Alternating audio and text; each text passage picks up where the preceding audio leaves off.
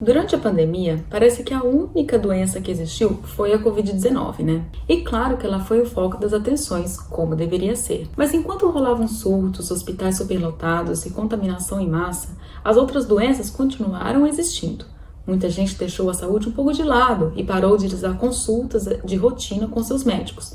Mas quem precisa de um acompanhamento mais frequente ou teve alguma urgência, continuou precisando de atendimento médico, mesmo com a pandemia rolando. Com o lockdown, muitos dos médicos optaram por aderir à telemedicina, atendendo seus pacientes de forma online por tempo indeterminado. Contudo, o atendimento não foi igualitário para a população, como bem poderíamos imaginar. Assim, neste módulo, vamos conversar um pouco sobre a migração do modelo online de atendimento médico e como isso refletiu o abismo de desigualdade que existe entre a população privilegiada e entre a marginalizada da periferia.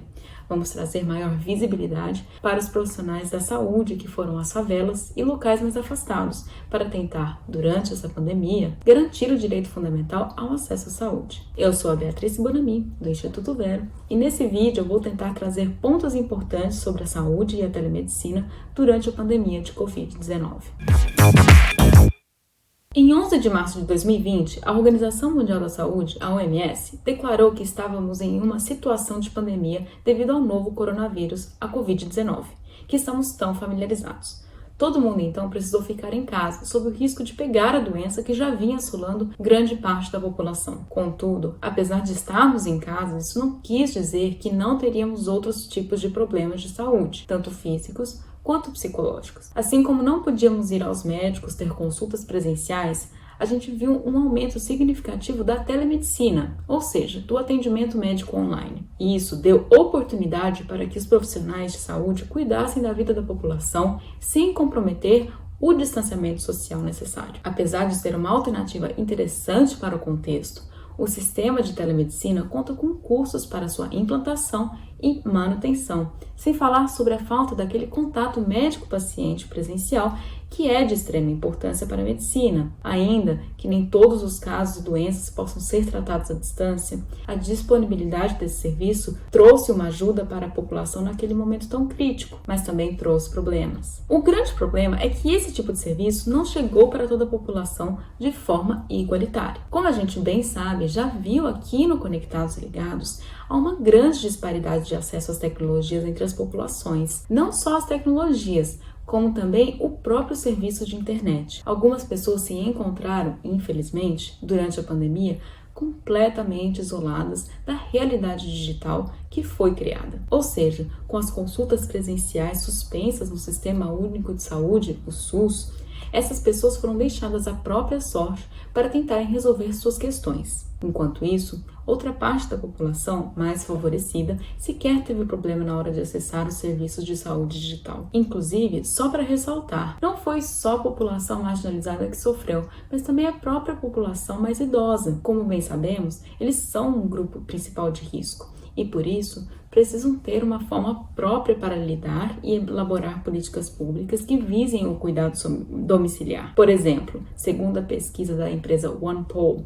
nos Estados Unidos, 15% dos entrevistados idosos afirmaram que durante a pandemia usaram o smartphone ou tablet pela primeira vez. As ferramentas mais usadas foram telefone, vídeo e e-mail. Além disso, cresceu muito o uso de monitoramentos remotos de pacientes, como, por exemplo, conseguir ver em tempo real a frequência cardíaca, nível de oxigênio e pressão arterial. Tem até dispositivos de inteligência artificial para detecção automática da dor, com base nos níveis vitais dos pacientes. É difícil ter que se familiarizar com as tecnologias de forma tão rápida para conseguir ter acesso à saúde. Mas é aquele negócio, né?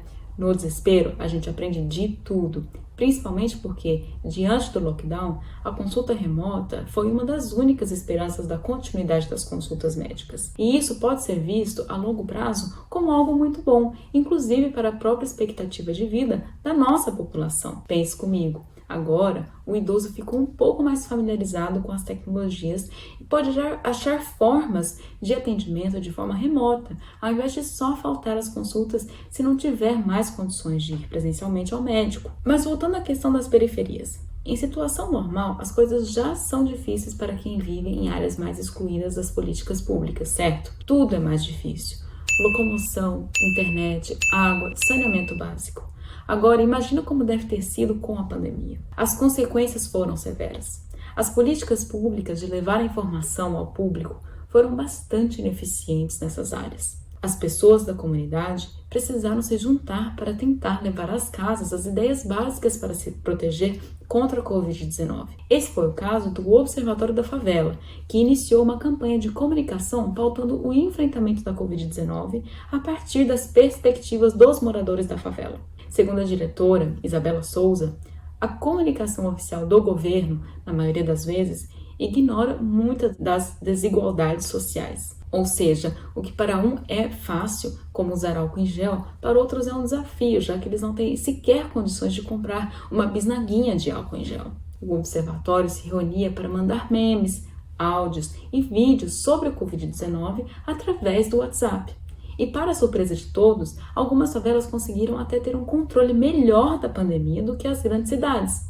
É o caso de Paraisópolis, que o controle superou o da cidade de São Paulo graças às iniciativas dos próprios moradores. O problema é conseguir, por exemplo, entrar em contato com os médicos. No caso de muitas famílias, segundo a pesquisa do Instituto Data Favela, em parceria com a CUFA, 71% das famílias de favela estão sobrevivendo com apenas metade da renda que tinham antes da pandemia. Ou seja, o desemprego e a falta de dinheiro impedem, inclusive, que essas pessoas consigam manter coisas básicas em suas casas, como energia e água. Portanto, também não têm condições de manter uma conexão de internet paga. Por isso, muitas se encontram afastadas desse tipo de serviço. Eles precisam recorrer aos postinhos de saúde sob o risco de se contaminarem com o vírus. Para contornar isso, houve projetos sociais como a ONG SAS Brasil, que realizava consultas médicas via telemedicina em comunidades carentes ao redor do país. Eles fazem parcerias com os líderes comunitários. Alguns voluntários, inclusive, se prontificam a ir à casa dos moradores em caso de necessidade. Muito legal, né? Já outro tema super interessante de trazer são as formas de telepsiquiatria, que também tiveram alta aceitação durante a pandemia. Segundo o UOL, 90% dos psiquiatras estavam a favor desse tipo de prestação de serviço e tiveram bons resultados terapêuticos. Observar o impacto da pandemia na saúde mental é imprescindível para a população. Portanto, quando os profissionais criam um ambiente de acolhimento e debate online, é uma forma de criar um espaço para que as pessoas possam lidar com todo o estresse do dia a dia aprisionado. Se formos olhar para a saúde mental dentro das periferias, as coisas se agravam. São muitas pessoas vivendo juntas em pequenas casas com 2 ou 3 cômodos. Todos os dias ficar vendo as mesmas pessoas já é difícil. Imagina num espaço pequeno. E pior ainda, dependendo do local, ainda tem que enfrentar não só o medo de se infectar e ter complicações com a Covid-19, mas também o medo da violência do próprio Estado. E é por isso que cigarros, medicamentos de tarja preta, substâncias lícitas e ilícitas foram mais consumidas em áreas de favela. É uma forma que as pessoas acharam de tentar lidar com essa realidade difícil e também de confrontarem a dificuldade do próprio acesso aos serviços de saúde pública, um tipo de automedicação. Afinal, 37% deles afirmaram que não conseguiram acessar qualquer tipo de serviço de saúde. Segundo a pesquisa Coronavírus nas Favelas, a Desigualdade e o Racismo Sem Máscara, feita pelo coletivo Movimentos, 76% dos moradores de favela afirmaram ter distúrbio do sono, 43% algum nível de depressão e 34% desenvolveram ansiedade. Além disso, os transtornos psicológicos surgiram principalmente da violência simbólica, como, por exemplo, a negação dos direitos básicos e da violência física, como tiroteios e violência policial. Mas não era pandemia, lockdown?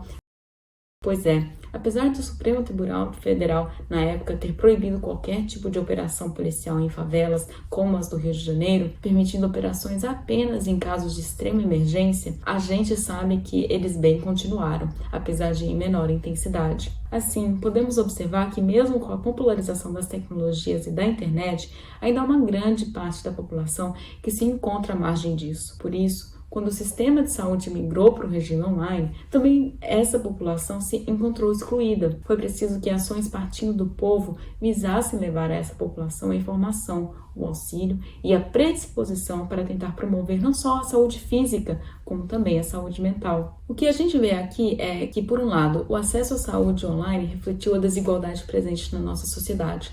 Por outro, a gente também viu surgir um número incrível de iniciativas para possibilitar o atendimento médico a quem não estava conseguindo. Longe da gente falar sobre o lado bom da pandemia, não é nada disso. Mas esse momento de dificuldade também representou uma força de mudança social, em que comunidades, grupos e organizações trabalharam para levar informações e serviços de saúde a pessoas marginalizadas, atenuando um pouco os efeitos da desigualdade digital.